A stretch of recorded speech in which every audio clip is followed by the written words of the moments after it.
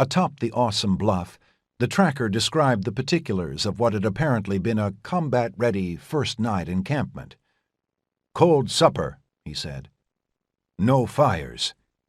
He showed them a trampled place, liberally spotted with horse manure. "Corral here," he said. "Hobbled 'em, too, looks like." Then he trotted like a hunting dog over to the cliff's edge, stooped, and came back.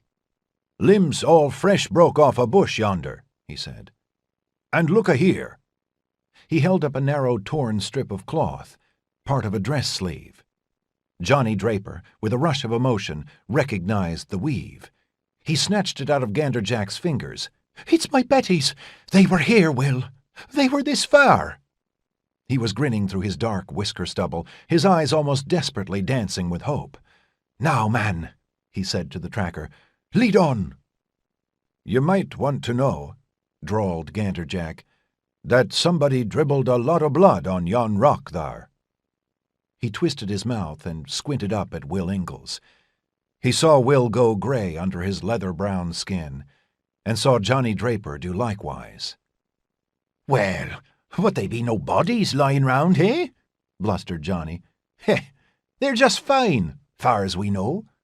How say you we move on and find out for certain?" Captain Buchanan looked very reluctant.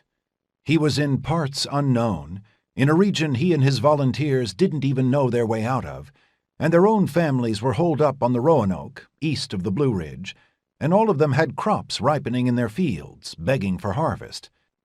If they went deeper into these mountains, and this Ingles and Draper got themselves killed in the heat of their quest, the whole troop might well be lost.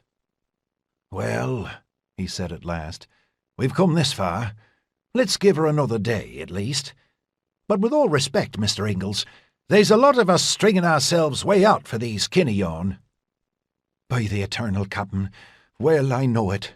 But you help me get 'em safe, and I'll buy every man of you a colonelcy, if it takes me the rest of my days."